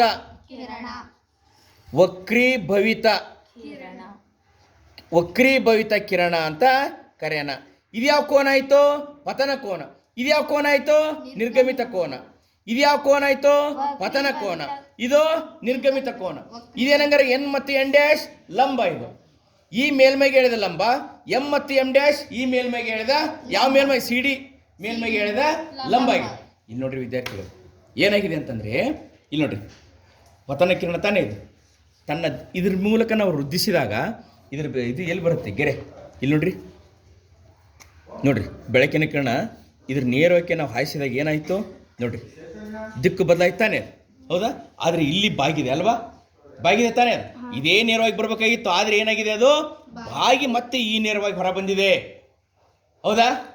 ಈ ಕಿರಣಕ್ಕೆ ಸಮಾಂತರವಾಗಿ ಬಂದಿದೆ ಅಲ್ವಾ? ಅಂದರೆ ಇದರ ಅರ್ಥ ಏನಪ್ಪ ಅಂತಂದರೆ, ಓಕೆ, ಇದರ ಅರ್ಥ ಏನಪ್ಪ ಅಂತಂದರೆ ಇಒ ಪತನ ಕಿರಣ, ಓ ಡ್ಯಾಶ್ ಏನು ವಕ್ರೀಭವಿತ ಕಿರಣ, ಓ ಡ್ಯಾಶ್ ಹೆಚ್ ಏನು ನಿರ್ಗಮಿತ ಕಿರಣ. ಓ ಡ್ಯಾಶ್ ಹೆಚ್ ಏನು ನಿರ್ಗಮಿತ ಕಿರಣ ಆಗಿದೆ. ಓಕೆ, ಓ ಡ್ಯಾಶ್ ಹೆಚ್, ಸಾರಿ ಇಲ್ಲಿ ಬರೀ ಓ ಅಷ್ಟ ಬರೀತೀನಿ. ಓ ಡ್ಯಾಶ್ ಹೆಚ್ ಯಾವ ಕಿರಣ ಅಂತೆ? ನಿರ್ಗಮಿತ ಕಿರಣ. ಹಂಗಾರೆ ಬೆಳಕು ಒಂದು ಮಾಧ್ಯಮದಿಂದ ಇನ್ನೊಂದು ಮಾಧ್ಯಮವನ್ನು ಓರೆಯಾಗಿ ಪ್ರವೇಶಿಸಿದಾಗ ಎರಡನೇ ಮಾಧ್ಯಮದಲ್ಲಿ ತನ್ನ ದಿಕ್ಕನ್ನು ಬದಲಿಸುತ್ತದೆ. ನೋಡ್ರಿ, ಇದೇ ನೇರವಾಗಿ ಬರ್ಬೇಕಾಗಿತ್ತಾನೆ ಬೆಳಕಿನ ಕಿರಣ, ಹೌದಾ? ಇಲ್ಲಿ ನಾವು ಗಾಜಿನ ಚಪ್ಪಡಿಯನ್ನು ಇಟ್ಟಿದ್ವಿ ನಾವು, ಹಾಗಾಗಿ ಬೆಳಕಿನ ಕಿರಣ ಏನಾಯಿತು? ಮತ್ತೆ ತನ್ನ ದಿಕ್ಕನ್ನು ಬದಲಾಯಿಸ್ತು. ಮತ್ತೆ ಇದೇ ದಿಕ್ಕಲ್ಲಿ ಬರ್ಬೇಕಾಗಿತ್ತು, ಅದು ಬರಲಿಲ್ಲ, ಮತ್ತೆ ಈ ಕಡೆಗೆ ಬಾಕ್ತು ಬೆಳಕಿನ ಕಿರಣ ಅಲ್ವಾ? ಇದರ ಅರ್ಥ ಏನು ವಿದ್ಯಾರ್ಥಿಗಳಂದರೆ, ಬೆಳಕಿನ ಕಿರಣ ಅಂದರೆ ಇದು ಪತನ ಕಿರಣ. ಓ ಪತನ ಕಿರಣ, ಓ ಡ್ಯಾಶ್ ವಕ್ರೀಭವಿತ ಕಿರಣ, ಓ ಡ್ಯಾಶ್ ಹೆಚ್ ನಿರ್ಗಮಿತ ಕಿರಣ. ಬೆಳಕು ಒಂದು ಮಾಧ್ಯಮದಿಂದ ಇನ್ನೊಂದು ಮಾಧ್ಯಮಕ್ಕೆ ಓರೆಯಾಗಿ ಪ್ರವೇಶಿಸಿದಾಗ ಎರಡನೇ ಮಾಧ್ಯಮದಲ್ಲಿ ತನ್ನ ದಿಕ್ಕನ್ನು ಬದಲಿಸುತ್ತದೆ. ಅರ್ಥ ಆಯ್ತಾ? ಇಲ್ಲಿ ಕೇಳಿ, ಇದು ಲಂಬ ತಾನೆ, ಇದು ಲಂಬ ತಾನೆ. ಇಲ್ಲಿ ನೋಡ್ರಿ, ಈ ಮಾಧ್ಯಮ ಅಷ್ಟೇ ತೆಗೆದುಕೊಳ್ಳೋಣ, ಇದನ್ನು ಗಣನೆ ತೆಗೆದುಕೊಳ್ಳೋದು ಬೇಡ. ಇದು ಗಾಳಿ ಮಾಧ್ಯಮ. ಇದು ಯಾವ ಮಾಧ್ಯಮ? ಇದು ಗಾಳಿ ಮಾಧ್ಯಮ. ಓಕೆ, ಇದು ಯಾವ ಮಾಧ್ಯಮ? ಗಾಜು ಮಾಧ್ಯಮ. ಇಲ್ಲಿ ಇದನ್ನು ಒಂದೇ ಅಷ್ಟೇ ಪರಿಗಣಿಸೋಣ. ಈ ಕಡೆ ನೋಡಿ, ಸಿ ಹಿಯರ್, ಇದು ಲಂಬ. ಈ ಕಡೆ ನೋಡಿ, ಬೆಳಕು ಗಾಳಿ ಮಾಧ್ಯಮ ಅಂದರೆ ವಿರಳ ಮಾಧ್ಯಮನ ಸಾಂದ್ರ ಮಾಧ್ಯಮನ? ವಿರಳ. ಗಾಳಿ ಮಾಧ್ಯಮ ಅಂದ್ರೆ ಏನು? ವಿರಳ. ಓಕೆ, ಗಾಜು ಅಂದ್ರೆ ಯಾವ ಮಾಧ್ಯಮ? ಸಾಂದ್ರ ಮಾಧ್ಯಮ. ಗಟ್ಟಿಯಾಗಿರುತ್ತೆ ತಾನೆ ಮಾಧ್ಯಮ, ಗಟ್ಟಿಯಾಗಿರುತ್ತಲ್ವಾ? ಹಾಗಾದ್ರೆ ಗಾಜಿಗೆ ಏನಂತ ಕರೆಯೋಣ? ಸಾಂದ್ರ ಮಾಧ್ಯಮ. ಇಲ್ಲಿ ನೋಡಿ, ಇಲ್ಲಿ ಇದನ್ನಷ್ಟೇ ಪರಿಗಣನೆ ತೆಗೆದುಕೊಳ್ಳೋಣ. ಈ ಕಡೆ ನೋಡಿ, ಆಲ್ ಆಫ್ ಇಸ್ ಹಿಯರ್. ಇಲ್ಲಿ ನೋಡಿ, ಗಾಳಿ ಮಾಧ್ಯಮದಿಂದ ಬೆಳಕಿನ ಮಾಧ್ಯಮಕ್ಕೆ ಬೆಳಕಿನ ಪ್ರವೇಶ ಮಾಡ್ತಲ್ಲ, ಇದು ಲಂಬ. ಲಂಬದಿಂದ ದೂರ ಬಾಗ್ಯತ್ತ, ಲಂಬದ ಕಡೆಗೆ ಬಾಗ್ಯತ್ತ. ನೋಡ್ರಿ, ಹಿಂಗೆ ಬೆಳಕಿನ ಕಿರಣ ಹಿಂಗೆ ಬಂದದ್ದು ಲಂಬದ ಕಡೆಗೆ ಬಾಗ್ಯತ್ತ, ಹೌದಾ? ಇದು ಬೆಳಕಿನ ಕಿರಣ, ಇದಲ್ಲ ಇದು, ಹೌದಾ? ಹಾಗಾದ್ರೆ ಬೆಳಕು ಗಾಳಿ ಮಾಧ್ಯಮದ ಗಾಜಿನ ಮಾಧ್ಯಮಕ್ಕೆ ಬಂದಾಗ ಇದರ ಅರ್ಥ ವಿರಳ ಮಾಧ್ಯಮದಿಂದ ಸಾಂದ್ರ ಮಾಧ್ಯಮಕ್ಕೆ ಬಂದಾಗ ಲಂಬದ ಕಡೆಗೆ ಬಾಗೈತೆ, ಲಂಬದಿಂದ ದೂರ ಬಾಗೈತೆ? ನೀವೇ ಹೇಳಿ. ಲಂಬದ ಕಡೆಗೆ ಬಾಗೈತೆ, ನೆನಪಿಟ್ಕೊಳ್ರಿ. ಹಂಗಾರೆ ಇದರ ಅರ್ಥ ಏನು? ಬೆಳಕು ವಿರಳ ಮಾಧ್ಯಮದಿಂದ ಸಾಂದ್ರ ಮಾಧ್ಯಮ ಪ್ರವೇಶಿಸುವಾಗ ಬೆಳಕಿನ ದಿಕ್ಕು ಯಾವ ಕಡೆ ಬಾಗ್ತತಿ? ಲಂಬದ ಕಡೆಗೆ ಬಾಗ್ತತಿ. ಇದು ಲಂಬ ಇದು. ಹಾಂ, ಇನ್ನೊಂದು ಪ್ರಶ್ನೆ ಕೇಳ್ತಾನೆ. ಈಗ ಇದನ್ನು ಮರೆತು ಬಿಡ್ರಿ, ಇದನ್ನು ಬಿಡಿ. ಈಗ ಇದ್ರ ಕಡೆ ಗಮನ ಕೊಡಿ. ಇದು ಯಾವ ಮಾಧ್ಯಮ ಅಂತ ಹೇಳಿದೆ ನಾನು? ಗಾಜು. ಗಾಜು ಅಂದ್ರೆ ಯಾವ ಮಾಧ್ಯಮ? ಇದು ಯಾವ ಮಾಧ್ಯಮ ಹಂಗಂದ್ರೆ? ಹೊರಗಿರೋದು ಗಾಳಿ ಮಾಧ್ಯಮ. ಮತ್ತೆ ಗಾಳಿ ಮಾಧ್ಯಮ ಇದೆ ನೋಡ್ರಿ. ಗಾಳಿ ಅಂದ್ರೆ ಯಾವ ಮಾಧ್ಯಮ? ವಿರಳ ಮಾಧ್ಯಮ. ಗಾಳಿ ಅಂದ್ರೆ ಯಾವ ಮಾಧ್ಯಮ? ವಿರಳ. ಈ ಕಡೆ ಮಾತ್ರ ಗಮನ ತೆಗೆದುಕೊಡ್ರಿ. ಈಗ ನೋಡ್ರಿ, ಬೆಳಕು ಗಾಜಿನಿಂದ ಪ್ರವೇಶ ಮಾಡೈತಿ. ಗಾಜಿನಿಂದ ಎಲ್ಲಿ ಪ್ರವೇಶ ಮಾಡೈತಿ? ಗಾಳಿಗೆ ಪ್ರವೇಶ ಮಾಡೈತಿ. ಹೌದನಪ್ಪ? ಗಾಜಿನಿಂದ ಎಲ್ಲಿ ಪ್ರವೇಶ ಮಾಡೈತಿ? ಗಾಳಿ. ಹಂಗಾರೆ ಲಂಬದ ಕಡೆಗೆ ಬಾಗೈತ, ಲಂಬದಿಂದ ದೂರ ಬಾಗೈತ ನೋಡ್ರಿ. ಲಂಬದಿಂದ ದೂರ. ಈಗ ಹೇಳಿ ಹಂಗಾರೆ ನನ್ನ ಪ್ರಶ್ನೆಗೆ ಉತ್ತರ ಕೊಡಿ. ಬೆಳಕು ಗಾಜು ಮಾಧ್ಯಮ ಅಥವಾ ಸಾಂದ್ರ ಮಾಧ್ಯಮದಿಂದ ವಿರಳ ಮಾಧ್ಯಮಕ್ಕೆ ಪ್ರವೇಶಿಸುವಾಗ ಲಂಬ, ಇದು ಲಂಬ, ಇದು ಹೌದಾನೆ? ಇದು ಲಂಬ ತಾನೆ? ಲಂಬದಿಂದ ದೂರ ಬಾಗೈತೆ, ಲಂಬದ ಕಡೆಗೆ ಬಾಗೈತ? ಎಸ್, ಲಂಬದಿಂದ ದೂರ ಬಾಗಿದೆ. ಇದರ ಅರ್ಥ ಏನಪ್ಪ ಅಂತಂದ್ರೆ, ಇಲ್ಲಿ ನೋಡಿ, ಸ್ಟಾರ್ಟಿಂಗಿಂದ ಬರೋಣ. ಬೆಳಕು ವಿರಳ ಮಾಧ್ಯಮದಿಂದ ಸಾಂದ್ರ ಮಾಧ್ಯಮಕ್ಕೆ ಬಂದಾಗ ಲಂಬದ ಕಡೆಗೆ ಬಾಗ್ತತ್ತ, ಲಂಬದಿಂದ ದೂರ ಹೋಗ್ತತ್ತ? ಲಂಬದ ಕಡೆಗೆ ಬಾಗುತ್ತದೆ. ಈಗ ನೋಡ್ರಿ, ಇಲ್ಲಿ ಅದೇ ಬೆಳಕು ಸಾಂದ್ರ ಮಾಧ್ಯಮ, ಗಾಜು ಅಂದ್ರೆ ಯಾವ ಮಾಧ್ಯಮ? ಸಾಂದ್ರ ಮಾಧ್ಯಮದಿಂದ ವಿರಳ ಮಾಧ್ಯಮಕ್ಕೆ ಪ್ರವೇಶಿಸುವಾಗ, ಓಕೆ, ಸಾಂದ್ರ ಮಾಧ್ಯಮದಿಂದ ವಿರಳ ಮಾಧ್ಯಮಕ್ಕೆ ಪ್ರವೇಶಿಸುವಾಗ ಲಂಬದ ಕಡೆಗೆ ಬಾಗ್ತತ್ತ, ಲಂಬದಿಂದ ದೂರ ಬಾಗೈತ? ಎಸ್, ಇಲ್ಲಿ ಕೋನನ್ನ ಹೇಳುತ್ತೆ ಅಲ್ವಾ? ಲಂಬದಿಂದ ದೂರ ಬಾಗಿದೆ ನೋಡ್ರಿ. ಇದು ಲಂಬ, ಲಂಬದಿಂದ ದೂರ ಹೋಗಿದೆ. ಇಲ್ಲಿ ನೋಡ್ರಿ, ಇದು ಲಂಬ, ಲಂಬದಿಂದ ಹತ್ತಿರಕ್ಕೆ ಬಂದಿದೆ, ಲಂಬದ ಕಡೆಗೆ ಬಾಗಿದೆ ಅಲ್ವಾ? ಅಂದರೆ ಇದರ ಅರ್ಥ ಇನ್ನೂ ಸರಿ ಹೇಳ್ತೇನೆ. ಬೆಳಕು ವಿರಳ ಮಾಧ್ಯಮದಿಂದ ಸಾಂದ್ರ ಮಾಧ್ಯಮಕ್ಕೆ ಪ್ರವೇಶಿಸುವಾಗ ಲಂಬದ ಕಡೆಗೆ ಬಾಗುತ್ತದೆ. ಅದೇ ರೀತಿ ಬೆಳಕು ಸಾಂದ್ರ ಮಾಧ್ಯಮದಿಂದ ವಿರಳ ಮಾಧ್ಯಮಕ್ಕೆ ಪ್ರವೇಶಿಸುವಾಗ ಪರೀಕ್ಷೆಯಲ್ಲಿ ಕೇಳಿದ್ದಾರೆ, ಲಂಬದಿಂದ ದೂರ ಬಾಗುತ್ತದೆ. ಈ ಕಡೆಗೆ ಬಂದೈತಿ, ಹೌದಾ? ಇದನ್ನು ಪರೀಕ್ಷೆಯಲ್ಲಿ ಕೇಳಿದ್ದಾರೆ. ಓಕೆ, ಹಾಗಾದರೆ ಈ ಪತನ ಕಿರಣಕ್ಕೆ ನಿರ್ಗಮಿತ ಕಿರಣ ಯಾವ ಥರ ಐತಿ? ಇದು ಪತನ ಕಿರಣ, ಹೌದಾ? ಬೆಳೆಸಿದ್ರೆ ಹಿಂಗೆ ಬಂತದು. ನಿರ್ಗಮಿತ ಕಿರಣ ಯಾವ ಥರ ಐತಿ? ಪತನ ಕಿರಣಕ್ಕೆ ನಿರ್ಗಮಿತ ಕಿರಣ ಸಮಾಂತರವಾಗಿ ಐತಿ ತಾನೆ? ಸಮವಾಗಿ ಹೊರಟಿದೆ ನೋಡ್ರಿ, ಸಮವಾಗಿ ಬರ್ತಾ ಇದೆ. ಯಾಕೆ? ಏಕೆಂದರೆ ಇಲ್ಲಿ ಅಭಿಮುಖಗಳಾದ ಎ ಬಿ ಮತ್ತು ಸಿ ಡಿ ಈ ಭಾಗಗಳೇನದವಲ್ಲ, ಬೆಳಕಿನ ಕಿರಣಗಳ ಬಾಗುವಿಕೆಗೆ ಸಮ ಮತ್ತು ವಿರುದ್ಧವಾಗಿದ್ದಾವೆ ನೋಡ್ರಿ. ಇಲ್ಲೂ ಹೋಗಿದ್ದು ಬೆಳಕಿನ ಕಿರಣ ಮತ್ತೆ ಹಿಂಗೆ ಬಾಗ್ತು, ಮತ್ತಿಲ್ಲಿ ಅದ್ರ ಕಡೆಗೆ ಹೊಳ್ತು, ಹೌದಾ? ನಾವು ಇದನ್ನು ಒಂದು ವೇಳೆ ಬೆಳೆಸಿದ್ದರೆ ಈ ಥರ ಇಲ್ಲಿ ಕಿರಣ ಬರ್ತಾ ಇತ್ತು. ಇದು ನಿರ್ಗಮಿತ ಕಿರಣ. ಇವೆರಡು ಏನಾಗಿದ್ದಾವೆ? ಸಮಾಂತರವಾಗಿದ್ದಾವೆ. ಯಾಕೆ? ಪ್ರಶ್ನೆ ಕೇಳಿದ್ದಾರೆ ಪರೀಕ್ಷೆಯಲ್ಲಿ. ಪತನ ಕಿರಣ ಮತ್ತು ನಿರ್ಗಮಿತ ಕಿರಣಗಳು ಸಮಾಂತರವಾಗಿವೆ ಏಕೆ? ಏಕೆಂದರೆ ಗಾಜಿನ ಚಪ್ಪಡಿ ಅಭಿಮುಖಗಳಾದ ಎ ಬಿ ಬಾಹು ಮತ್ತು ಸಿ ಡಿ ಬಾಹು ಬೆಳಕಿನ ಕಿರಣಗಳ ಬಾಗುವಿಕೆಗೆ ನೋಡ್ರಿ, ಇದು ಬೆಳಕಿನ ಕಿರಣ ಹಿಂಗೆ ಬಾಗೈತೆ, ಹೌದಾ? ಇಲ್ಲಿ ಬೆಳಕಿನ ಕಿರಣ ಏನಾಗಿದೆ? ಹಿಂಗೆ ಬಾಗೈತಲ್ವಾ?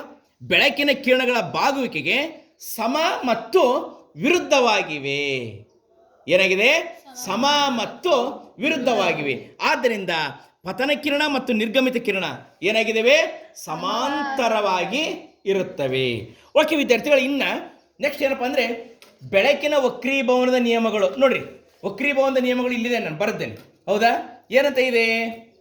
ಫೋಕಸ್ ಇಲ್ಲಿ ನೋಡ್ರಿ, ವಕ್ರೀಭವನದ ನಿಯಮಗಳು. ಈ ಕಡೆ ಇಡಿ ನೋಡ್ರಿ, ಕಾಣಿಸುತ್ತಲ್ಲ? ಹಿಂಗಿಡ್ಕೊ ನೋಡ್ರಿ, ವಕ್ರೀಭವನದ ನಿಯಮಗಳನ್ನು ನಾನು ಇಲ್ಲಿ ಬರೆದೇನೆ ವಿದ್ಯಾರ್ಥಿಗಳು. ಏನಂತ ಇದೆ? ಪತನ ಕಿರಣ ಅಂದರೆ ಅದು, ಇದು ಪತನ ಕಿರಣ. ಮುಂದೇನಿದೆ? ಪತನ ಕಿರಣ, ವಕ್ರೀಭವನ ಕಿರಣ ಅಂದ್ರೆ ಇದು. ಮತ್ತೇನಿದೆ? ಮತ್ತು ಎರಡು ಮಾಧ್ಯಮದಲ್ಲಿ ಪತನ ಬಿಂದುವಿನಲ್ಲಿ ಎಳೆದ ಲಂಬ. ಇವೆಲ್ಲವೂ ಏನಾಗಿರ್ತಾವಂತೆ? ಒಂದೇ ಸಮತಲದಲ್ಲಿ ಇರುತ್ತವೆ. ಎರಡನೇ ನಿಯಮ ಏನಿರ್ತತಿ? ಕೊಟ್ಟಿರುವ ಬೆಳಕಿನ ನಿರ್ದಿಷ್ಟ ಬಣ್ಣ ಮತ್ತು ನೀಡಿರುವ ಜೋಡಿ ಮಾಧ್ಯಮಗಳಿಗೆ ಪತನ ಕೋನದ ಸೈನು ಮತ್ತು ವಕ್ರೀಮ ಕೋನದ ಸೈನುಗಳ ಅನುಪಾತ ಸ್ಥಿರವಾಗಿರುತ್ತದೆ. ಇದನ್ನು ಯಾವ ನಿಯಮ ಅಂತ ಕರೀತಾರೆ? ಸ್ನೇಲನ ವಕ್ರೀಭವನ ನಿಯಮ ಎಂದು ಕರೆಯುತ್ತಾರೆ. ಈಗ ನಾನು ಹೇಳ್ತೇನೆ ನೋಡ್ರಿ, ಪತನ ಕೋನದ ಸೈನು ಮತ್ತು ನಿರ್ಗಮಿತ ಕೋನದ ಸೈನು ಅಂದ್ರೆ ಇದು ಪತನ ಕೋನ, ಇದು ಯಾವ ಕೋನ? ಇದು ನಿರ್ಗಮಿತ ಕೋನ. ಇಲ್ಲಿ ಯಾವ ಕೋನ? ಇದು ಪತನ ಕೋನ, ಇದು ನಿರ್ಗಮಿತ ಕೋನ. ನೋಡ್ರಿ, ಪತನ ಕೋನದ ಸೈನು ಮತ್ತು ನಿರ್ಗಮಿತ ಕೋನದ ಸೈನು ಇವುಗಳ ಅನುಪಾತ ಯಾವಾಗಲೂ ಸ್ಥಿರವಾಗಿರುತ್ತದೆ. ಇದನ್ನ ಏನಂತ ಕರೀತಿದ್ದಾರೆ? ಸ್ನೇಲನ ನಿಯಮ ಎಂದು ಕರೆಯುತ್ತಾರೆ. ಅಲ್ಲಿ ನಿಯಮ ನಾವು ಬರೆದು ಈ ಕಡೆ ನೋಡಿ, ಪತನ ಕೋನ ಆರ್ ವಕ್ರೀಭವನ ಕೋನ, ಓಕೆ, ಪತನ ಕೋನ ಐ, ಓಕೆ, ಪತನ ಕೋನ ಏನಂತಪ್ಪ? ಐ, ಪತನ ಕೋನ ಐ, ವಕ್ರೀಭವನ ಕೋನ ಆರ್, ಇವುಗಳ ಆದಾಗ sine I divided by sine R is equal to ಸ್ಥಿರಾಂಕ. ಇದನ್ನು ಏನಂತ ಕರೀತಾರೆ? ಸ್ನೇಲನ ವಕ್ರೀಭವನ ನಿಯಮ. ನೋಡ್ರಿ, ಹಾಗಾದ್ರೆ ಬೆಳಕಿನ ವಕ್ರೀಭವನದ ನಿಯಮಗಳು ಏನು ಹೇಳ್ತತಿ? ಒಂದೇ ನಿಯಮ ಏನು ಹೇಳ್ತತಿ? ಒಬ್ರು ಯಾರಾದ್ರೂ ಇದನ್ನ ನೋಡಿ ಹೇಳಿ, ಒಬ್ರು ಓದಿ ಹೇಳಬೇಕು, ಪತನ ಕಿರಣ ಒಬ್ರು ಹೇಳ್ಬೇಕು, ಜೋರಾಗಿ ಹೇಳಿ, ಹೇಳಿ. ಪತನ ಕಿರಣ, ವಕ್ರೀಭವನ ಕಿರಣ ಮತ್ತು ಎರಡು ಮಾಧ್ಯಮಗಳ ಸಂಪರ್ಕ ಮೇಲ್ಮೈಗೆ ಪತನ ಬಿಂದುವಿನಲ್ಲಿ ಎಳೆದ ಲಂಬ ಎಲ್ಲವೂ ಒಂದೇ ಸಮತಲದಲ್ಲಿ ಇರುತ್ತವೆ. ಎರಡನೇದು ಪತನ ಕೋನದ ಸೈನು, ಅಲ್ಲಿಂದ ಹೇಳಿ. ಪತನ ಕೋನದ ಸೈನು ಮತ್ತು ವಕ್ರೀಮ ಕೋನದ ಸೈನುಗಳ ಅನುಪಾತ ಸ್ಥಿರವಾಗಿರುತ್ತದೆ. ಇದನ್ನು ಸ್ನೇಲ್ನ ವಕ್ರೀಭವನದ ನಿಯಮ ಎನ್ನುವರು. ಓಕೆ. ಐ ಪತನ ಕೋನ ಮತ್ತು ಆರ್ ವಕ್ರೀಭವನ ಕೋನ ಆದಾಗ sine I divided by sine R is equal to ಸ್ಥಿರಾಂಕ. ಇದನ್ನ ಯಾರ ನಿಯಮ ಅಂತ ಕರೀತಾರೆ? ಸ್ನೇಲನ ವಕ್ರೀಭವನ ನಿಯಮ ಅಂತ. ಓಕೆ, ವಕ್ರೀಭವನ ಸೂಚ್ಯಾಂಕ ಅನ್ನೋದನ್ನ ಅಧ್ಯಯನ ಮಾಡೋಣ. ವಕ್ರೀಭವನ ಸೂಚ್ಯಾಂಕ ಹೇಳ್ತೈತಿ, ಏನು ಹೇಳ್ತೈತಿ ಅಂದರೆ, ಬೆಳಕು ಒಂದು ಮಾಧ್ಯಮದಿಂದ ಇನ್ನೊಂದು ಮಾಧ್ಯಮಕ್ಕೆ ಓರೆಯಾಗಿ ಪ್ರವೇಶಿಸುವಾಗ ತನ್ನ ದಿಕ್ಕಿನಲ್ಲಿ ಬದಲಾವಣೆ ಉಂಟಾಗುತ್ತೆ ಅಂತ ನಮಗೆಲ್ಲರಿಗೂ ಗೊತ್ತೈತಿ. ಇದನ್ನ ಏನಂತ ಕರಿತೇವೆ ನಾವು? ಬೆಳಕಿನ ವಕ್ರೀಭವನ ಅಂತ ಕರಿತೇವೆ ಅಂತ ಗೊತ್ತಿದೆ ಅಲ್ವಾ? ಈಗ ಹಂಗಾರೆ ವಕ್ರೀಭವನ ಸೂಚ್ಯಾಂಕ ಅಂದ್ರೆ ಏನು? ಎಷ್ಟು ಪ್ರಮಾಣದಲ್ಲಿ ದಿಕ್ಕು ಬದಲಾಯಿತು ಅನ್ನೋದನ್ನು ತಿಳಿಸುವುದೇ ವಕ್ರೀಭವನ ಸೂಚ್ಯಾಂಕ. ಹಾಗಾದರೆ ವಕ್ರೀಭವನ ಸೂಚ್ಯಾಂಕ ಅಂದ್ರೇನು? ಬೆಳಕು ಒಂದು ಮಾಧ್ಯಮದಿಂದ ಇನ್ನೊಂದು ಮಾಧ್ಯಮಕ್ಕೆ ಓರೆಯಾಗಿ ಪ್ರವೇಶಿಸುವಾಗ ತನ್ನ ದಿಕ್ಕಿನಲ್ಲಿ ಉಂಟಾದ ಬದಲಾವಣೆಯನ್ನು ಸೂಚಿಸುವುದೇ ವಕ್ರೀಭವನ ಸೂಚ್ಯಾಂಕ. ರಿಫ್ರಾಕ್ಟಿವ್ ಇಂಡೆಕ್ಸ್ ಅಂತ ಕರೀತಾರೆ ಇಂಗ್ಲೀಷ್ ಒಳಗೆ. ಅರ್ಥ ಆಯ್ತಾ? ಹಾಗಾದ್ರೆ ಇಲ್ಲಿ ಕೇಳಿ ವಿದ್ಯಾರ್ಥಿಗಳೇ, ನಾನು ಇದನ್ನ ಈ ಕಡೆಯಿಂದ ಇದನ್ನು ಮಾಡ್ತೀನಿ. ಓಕೆ, ಇದು ಪತನ ಕಿರಣ ಅಂತ ಇಟ್ಕೊಳ್ಳೋಣ. ನೋಡ್ರಿ, ಇದು ಯಾವ ಕಿರಣ? ಇದು ಪತನ ಕಿರಣ. ಕಾಣಿಸುತ್ತಲ್ಲ ನಿಮ್ಗೆಲ್ರಿಗೂ? ಕಾಣಿಸುತ್ತಲ್ಲ? ನೋಡ್ರಿ, ಇದು ಪತನ ಕಿರಣ. ಇದು ಇಲ್ಲೊಂದು ಬೆಳಕಿನ ಕಿರಣ ಬಿಟ್ಟದಲ್ಲ, ಇದು ಯಾವ ಕಿರಣ? ಇದು ಪತನ ಕಿರಣ. ಈ ಕಡೆ ಹೊರ ಬಂದಿದೆಯಲ್ಲಪ್ಪ, ಇದು ಯಾವ ಕಿರಣ? ಇದು ನಿರ್ಗಮಿತ ಕಿರಣ. ಯಾವ ಕಿರಣ ಇದು? ನಿರ್ಗಮಿತ ಕಿರಣ. ಪತನ ಕಿರಣ, ನಿರ್ಗಮಿತ ಕಿರಣ. ಅದೇ ಪತನ ಕಿರಣ ದಿಕ್ಕಿನಲ್ಲಿ ಏನಾರು ಇದೆಯಾ? ಇದು ಇಲ್ಲ. ತನ್ನ ದಿಕ್ಕನ್ನು ಏನು ಮಾಡಿದೆ? ಬದಲಾಯಿಸಿದೆ. ಎಷ್ಟು ಪ್ರಮಾಣದಲ್ಲಿ ಬದಲಾಯಿಸಿದೆ ತಿಳ್ಕೊಂಡದೇ ವಕ್ರೀಭವನ ಸೂಚ್ಯಾಂಕ. ಅರ್ಥ ಆಯ್ತಾ? ಈ ಹಂಗಾರೆ ಮಾಧ್ಯಮ ಒಂದು ಅಂದ್ರೆ ಯಾವ್ದಿದು? ಇದು ಮಾಧ್ಯಮ ಒಂದು. ನೋಡ್ರಿ, ಈ ಕಡೆ ಗಾಳಿ ಮಾಧ್ಯಮ ಇದೆಯಲ್ಲ, ಇದು ಮಾಧ್ಯಮ ಒಂದು. ಗಾಜಿನ ಮಾಧ್ಯಮ ಇದೆಯಲ್ಲ, ಇದು ಮಾಧ್ಯಮ ಎರಡು. ಗಾಜಿನ ಮಾಧ್ಯಮ ಏನಿದೆಯಲ್ಲ, ಇದು ಮಾಧ್ಯಮ ಎರಡು. ನಾ ಇಲ್ಲಿ ಬರಿದ್ದೀನಿ ನೋಡ್ರಿ, ಮಾಧ್ಯಮ ಒಂದು ಅಂದ್ರೆ ಗಾಳಿ ಇದೆ, ಮಾಧ್ಯಮ ಎರಡರಲ್ಲಿ ಏನಿದೆ? ಗಾಜು ಇದೆ. ಓಕೆ, ಹಾಗಾದ್ರೆ ಮಾಧ್ಯಮ ಎರಡರ ವಕ್ರೀಭವನ ಸೂಚ್ಯಾಂಕವನ್ನು ಏನು ಮಾಡ್ತದೇವೆ?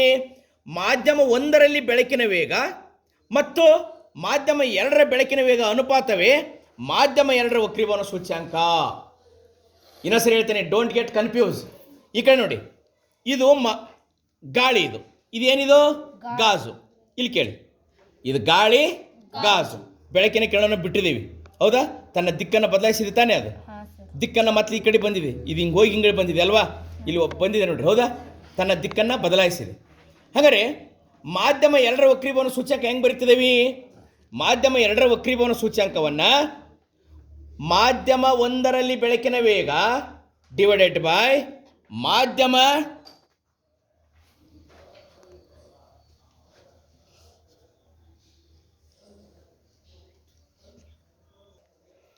ಹಾಗಾದರೆ ವಕ್ರೀಭವನ ಸೂಚ್ಯಾಂಕ ಅಂದ್ರೆ ಏನಂತ ಗೊತ್ತಾಯ್ತು. ಇಲ್ಲಿ ವಕ್ರೀಭವನ ಸೂಚ್ಯಾಂಕ ಕಂಡಿಡೋಣ. ಇದೇನಿದು? ಯಾವ ಮಾಧ್ಯಮ ಇದು? ಗಾಳಿ ಮಾಧ್ಯಮ. ಇದು ಯಾವ ಮಾಧ್ಯಮ? ಗಾಜು ಮಾಧ್ಯಮ. ಇಲ್ಲಿ ನೋಡಿ, ಇದಕ್ಕೆ ಮಾಧ್ಯಮ ಒಂದು ಅಂತ ಕರೆಯೋಣ, ಇದಕ್ಕೇನಂತ ಕರೆಯೋಣ? ಮಾಧ್ಯಮ ಎರಡು ಅಂತ ಕರೆಯೋಣ. ಓಕೆ, ಹಾಗಾದ್ರೆ ಮಾಧ್ಯಮ ಎರಡರ ವಕ್ರೀಭವನ ಸೂಚ್ಯಾಂಕ ಏನಾಗುತ್ತೆ? ಮಾಧ್ಯಮ ಒಂದರಲ್ಲಿ ಬೆಳಕಿನ ವೇಗ ಡಿವೈಡೆಡ್ ಬೈ ಮಾಧ್ಯಮ ಎರಡರಲ್ಲಿ ಬೆಳಕಿನ ವೇಗವೇ ಮಾಧ್ಯಮ ಎರಡರ ವಕ್ರೀಭವನ ಸೂಚ್ಯಾಂಕ. ಆದ್ದರಿಂದ ಸೂತ್ರ ಏನು? ನೀಟಾ ಎನ್ ಇಸ್ ಈಕ್ವಲ್ಸ್ ಟು, ಎರಡು ಅಂದ್ರೆ ಏನು?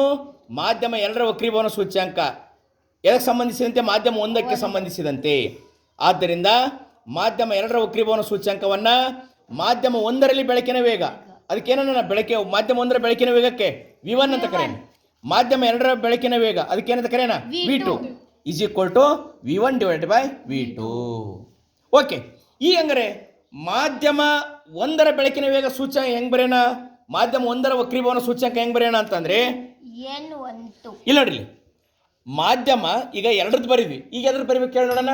ಒಂದ್ರದ್ದು ಬರೆಯೋಣ. ಮಾಧ್ಯಮ ಒಂದರ ವಕ್ರೀಭವನ ಸೂಚ್ಯಂಕವನ್ನು ಹೆಂಗೆ ಬರೆಯೋಣ ಅಂದರೆ ಮಾಧ್ಯಮ ಎರಡರಲ್ಲಿ ಬೆಳಕಿನ ವೇಗ ಡಿವೈಡೆಡ್ ಬೈ ಮಾಧ್ಯಮ ಒಂದರ ಬೆಳಕಿನ ವೇಗ. ಮಾಧ್ಯಮ ಎರಡರ ಬೆಳಕಿನ ವೇಗ ಅಂತ ಏನಂತ ಕರೆಯೋಣ? V2. ಮಾಧ್ಯಮ ಒಂದರ ಬೆಳಕಿನ ವೇಗ V1.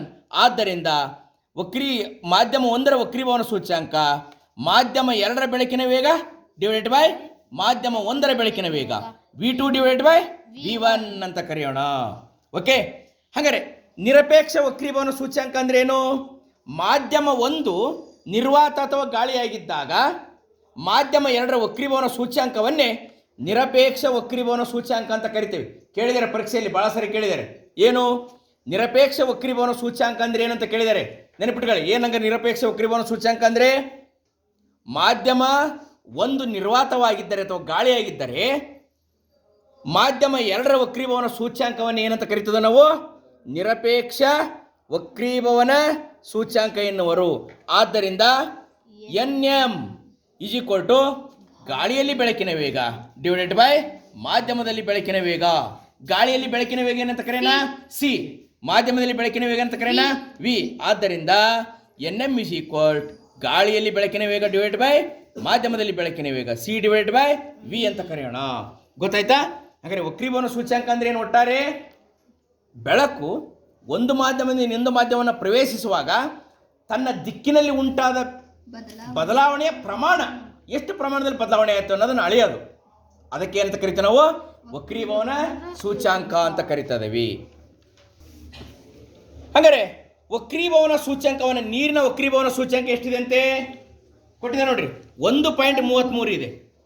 ಅಂದರೆ ಗಾಳಿ ಮತ್ತು ನೀರಿನ ಬೆಳಕಿನ ವೇಗಗಳ ಅನುಪಾತ 1.33.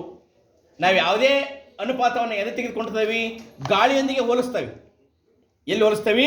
ಗಾಳಿಯೊಂದಿಗೆ ಹೋಲಿಸ್ತೇವೆ. ಎಲ್ಲದಕ್ಕಿಂತ ಗಾಳಿಯ ವಕ್ರೀಭವನ ಸೂಚ್ಯಂಕ ಏನಾಗಿದೆ? ಕಡಿಮೆ ಇದೆ. ಗಾಳಿ ವಕ್ರೀಭವನ ಸೂಚ್ಯಂಕ ಏನಾಗಿದೆ? ಕಡಿಮೆ ಇದೆ. ನೋಡಿ, ರಾಶಿ ಹೆಚ್ಚಾದಷ್ಟು ವಕ್ರೀಭವನ ಸೂಚ್ಯಂಕ ಏನಾಕತಿ? ಹೆಚ್ಚಿಗೆ ಆಕತಿ. ರಾಶಿ ಹೆಚ್ಚಾದಷ್ಟು ವಕ್ರೀಭವನ ಸೂಚ್ಯಂಕ ಹೆಚ್ಚಿಗೆ ಆಕತಿ. ರಾಶಿ ಕಡಿಮೆ ಆದಷ್ಟು ವಕ್ರೀಭವನ ಸೂಚ್ಯಂಕ ಏನಾಗುತ್ತೆ? ಕಡಿಮೆ ಆಕತಿ. ಗಾಳಿ ರಾಶಿ ಕಡಿಮೆ, ಆದ್ದರಿಂದ ವಕ್ರೀಭವನ ಸೂಚ್ಯಂಕನೇ ಏನು? ಕಡಿಮೆ. ಅಂದರೆ ಬೆಳಕು ತನ್ನ ದಿಕ್ಕನ್ನು ಹೆಚ್ಚಿಗೆ ಬದಲಾವಣೆ ಮಾಡಲ್ಲ ಅಂತ ಗಾಳಿಯಲ್ಲಿ. ಹೌದಾ? ನೋಡ್ರಿ, ಉದಾಹರಣೆಗೆ ಇಲ್ಲಿ ಒಂದು ಬೆಳಕಿನ ಕಿರಣ ಪ್ರವೇಶ ಮಾಡ್ತಾ ಐತಿ. ಹೌದಾ? ಬೆಳಕಿನ ಕಿರಣ ಪ್ರವೇಶ ಆಗ್ತಾ ಐತಿ, ಹಾದು ಹೋಗ್ತಾ ಐತಿ. ಗಾಳಿ ಐತಿ, ತನ್ನ ದಿಕ್ಕನ್ನು ಬದಲಾಯಿಸಲ್ಲ. ಇಲ್ಲಿ ನಾನೇನು ಮಾಡ್ತೇನೆ? ಗಾಜು ಇಡ್ತೇನೆ, ಅವ ದಿಕ್ಕು ಬದಲಾಯಿತು ತಾನೆ. ನೋಡ್ರಿ, ದಿಕ್ಕು ಬದಲಾಗಿದೆ ತಾನೆ. ಹೌದಾ?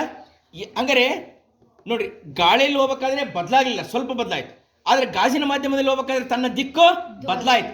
ಎಷ್ಟು ಪ್ರಮಾಣದಲ್ಲಿ ಬದಲಾಯಿತು ಅಂತ ತಿಳ್ಕೊಂಡ್ರೆ ವಕ್ರೀಭವನ ಸೂಚ್ಯಂಕ. ಹಾಗಾದ್ರೆ ಗಾಳಿಯ ವಕ್ರೀಭವನ ಸೂಚ್ಯಂಕ ಅತಿ ಕಡಿಮೆ, ಗಾಜಿನ ವಕ್ರೀಭವನ ಸೂಚ್ಯಂಕ ಹೆಚ್ಚು. ಹಾಗಾದ್ರೆ ರಾಶಿ ಕಡಿಮೆ ಆದಷ್ಟು ವಕ್ರೀಭವನ ಸೂಚ್ಯಂಕ ಕಡಿಮೆ, ರಾಶಿ ಹೆಚ್ಚಾದಷ್ಟು ವಕ್ರೀಭವನ ಸೂಚ್ಯಂಕ ಹೆಚ್ಚು. ಅರ್ಥ ಆಯ್ತಾ? ಸಾಂದ್ರತೆ ಕಡಿಮೆ ಆದಂಗೆ ವಕ್ರೀಭವನ ಸೂಚ್ಯಂಕ ಕಡಿಮೆ, ಸಾಂದ್ರತೆ ಹೆಚ್ಚಾದಷ್ಟು ವಕ್ರೀಭವನ ಸೂಚ್ಯಂಕ ಹೆಚ್ಚು. ಹಾಗಾದ್ರೆ ಗಾಳಿ ನೀರಿನ ವಕ್ರೀಭವನ ಸೂಚ್ಯಂಕ 1.33 ಅಂತ ಹೇಳಿದ್ದಾರೆ. ಅಂದರೆ ಗಾಳಿ ಮತ್ತು ನೀರಿನ ಬೆಳಕಿನ ವೇಗಗಳ ಅನುಪಾತ ಎಷ್ಟಂತೆ? 1.33. 1.33 ಅಂತೆ. ಅರ್ಥ ಆಯ್ತಾ? ಓಕೆ. ಹಾಗಾದ್ರೆ ದೃಕ್ಸಾಂದ್ರ ಮಾಧ್ಯಮಗಳು ನೋಡಿ, ದೃಕ್ಸಾಂದ್ರ ಮಾಧ್ಯಮಗಳು ಅಂದ್ರೆ ಏನು? ದೃಕ್ಸಾಂದ್ರ ಮಾಧ್ಯಮಗಳು ಹೆಚ್ಚಿನ ರಾಶಿಯನ್ನು ಹೊಂದಿಲ್ಲ. ದೃಕ್ಸಾಂದ್ರ ಮಾಧ್ಯಮಗಳು ಅಂದ್ರೆ ಕಡಿಮೆ ರಾಶಿಯನ್ನು ಹೊಂದಿರ್ತದೆ. ದೃಕ್ಸಾಂದ್ರ ಮಾಧ್ಯಮಗಳು ಅಂದ್ರೆ ಏನು? ಬೆಳಕಿನ ಕಿರಣ ಈ ಕಡೆಯಿಂದ ಆ ಕಡೆಗೆ ಹಾದು ಹೋಗ್ಬೇಕು. ಉದಾಹರಣೆಗೆ ಕಣ್ಣಿಗೆ ತರಿಸ್ತಾರಲ್ಲ ಕನ್ನಡಿಗಳು, ಹೌದಾ? ಅವು ಹೆಚ್ಚಿನ ರಾಶಿಯನ್ನು ಹೊಂದಿದ್ರೆ ಬೆಳಕಿನ ಕಿರಣ ಏನಾಗುತ್ತೆ? ಬಾಗುತ್ತೆ. ಹೌದಾ? ಅವಾಗ ಎದುರಿಗಿರ್ತಕ್ಕಂಥ ವಸ್ತುಗಳು ನೋಡ್ಲಿಕ್ಕೆ ಆಗೋದಿಲ್ಲ. ಅಂದರೆ ಹೆಚ್ಚಿನ ರಾಶಿ ಹೊಂದಿರೋದಿಲ್ಲ. ಹಾಗಾದ್ರೆ ವಕ್ರೀಭವನ ಸೂಚ್ಯಂಕನ ಏನಾಗಿರುತ್ತೆ? ಅದಕ್ಕೆ ಕಡಿಮೆ ಇರುತ್ತೆ. ದೃಕ್ಸಾಂದ್ರ ಮಾಧ್ಯಮಗಳಿಗೆ ವಕ್ರೀಭವನ ಸೂಚ್ಯಂಕ ಏನಾಗಿರುತ್ತೆ? ಕಡಿಮೆ ಇರುತ್ತೆ. ಅರ್ಥ ಆಯ್ತಾ? ಉಪಯೋಗಿಸ್ತಾನೆ ಕಣ್ಣಿಗೆ, ಹೌದಾ? ಕಣ್ಣಿಗೆ ಉಪಯೋಗಿಸೋದ್ರಲ್ವಾ? ಅಕ್ಷರಗಳು ಕಾಣದೇ ಇದ್ದಾಗ ಸಮೀಪ ದೃಷ್ಟಿ ದೋಷಕ್ಕೆ, ದೂರದೃಷ್ಟಿ ದೋಷಕ್ಕೆ ಉಪಯೋಗಿಸ್ತಕ್ಕಂಥ ಮಸೂರಗಳು ಏನಾಗಿರ್ತದವೆ? ಕಡಿಮೆ ವಕ್ರೀಭವನ ಸೂಚ್ಯಂಕವನ್ನು ಹೊಂದಿರ್ತದವೆ ಅಂತ ಇದ್ರ ಅರ್ಥ. ದೃಕ್ಸಾಂದ್ರ ಮಾಧ್ಯಮಗಳು ಹೆಚ್ಚಿನ ರಾಶಿಯನ್ನು ಹೊಂದಿರುವುದಿಲ್ಲ. ರಾಶಿ ಸಾಂದ್ರತೆ ಕಡಿಮೆ ಆದಂತೆ ವಕ್ರೀಭವನ ಸೂಚ್ಯಂಕವು ಏನಾಗುತ್ತೆ? ಕಡಿಮೆ ಆಗುತ್ತೆ. ಇದಕ್ಕೆ ಇಲ್ಲೊಂದು ಕೋಷ್ಟಕ ತೋರಿಸಿದ್ದಾರೆ ನೋಡ್ರಿ ವಿದ್ಯಾರ್ಥಿಗಳು. ಕೋಷ್ಟಕ ಐತಲ್ವಾ? ವಕ್ರೀಭವನ ಸೂಚ್ಯಂಕದ ಕೆಲವು ದ್ರವ್ಯ ಮಾಧ್ಯಮಗಳ ನಿರಪೇಕ್ಷ ವಕ್ರೀಭವನ ಸೂಚ್ಯಂಕವನ್ನು ಕೊಟ್ಟಿದ್ದಾರೆ. ಮೊನ್ನೆ ಪರೀಕ್ಷೆ ಕೇಳಿದ್ರಲ್ವಾ ವಕ್ರೀಭವನ ಸೂಚ್ಯಂಕ, ಇದರಲ್ಲಿ ಯಾವುದರಲ್ಲಿ ಬೆಳಕಿನ ವೇಗ ಅತಿ ಹೆಚ್ಚು ಅಂತ ಕೇಳಿದ್ರಲ್ವಾ? ಹೌದಾ? ಅಂದರೆ ಹೆಚ್ಚು ವಕ್ರೀಭವನ ಸೂಚ್ಯಂಕ ಹೊಂದಿತ್ತು ಅಂದರೆ ಬೆಳಕಿನ ವೇಗ ಏನು? ಕಡಿಮೆ. ಕಡಿಮೆ ವಕ್ರೀಭವನ ಸೂಚ್ಯಂಕ ಹೊಂದಿತ್ತು ಅಂದರೆ ಬೆಳಕಿನ ವೇಗ ಏನು? ಹೆಚ್ಚು. ಇದು ನೆನಪಿಟ್ಕೊಳ್ರಿ.